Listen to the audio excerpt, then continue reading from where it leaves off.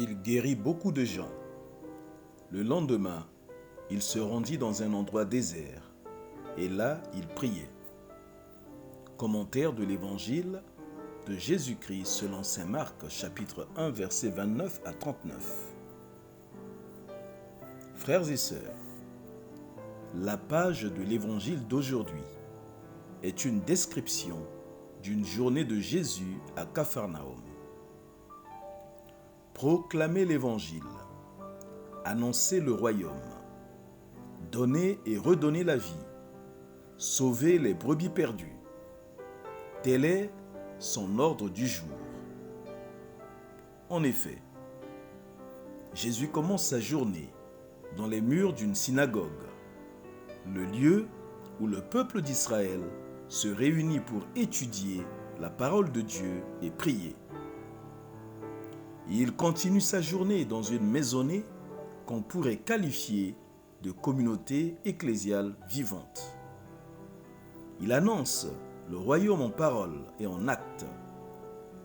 Il réconforte la foi, guérit ceux qui sont affaiblis par la maladie, notamment la belle-mère de Pierre, et il s'occupe de tous ceux qui se pressent à sa porte.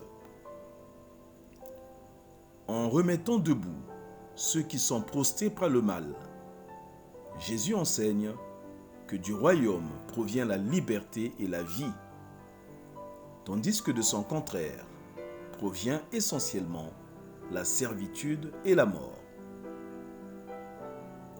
Le Christ illustre ainsi sa maîtrise sur les forces du mal, car ses actions salutaires ne sont pas des actes thaumaturgiques isolés.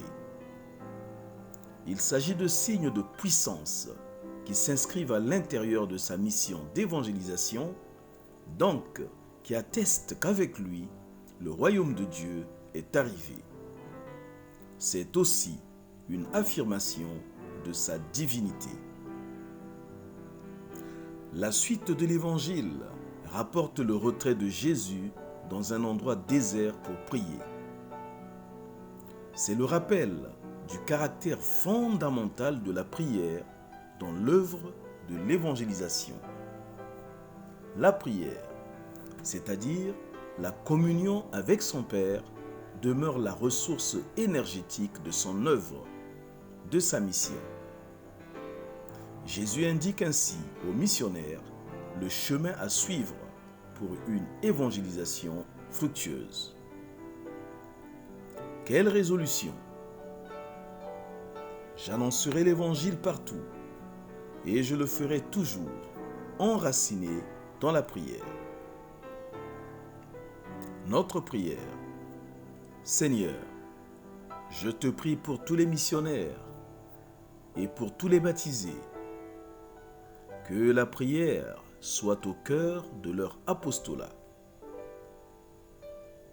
Quelles conséquences? Sans l'enracinement préalable et constant dans la prière, l'évangélisation n'a pas d'avenir. Pluie de bénédictions, tout pour la gloire de Dieu.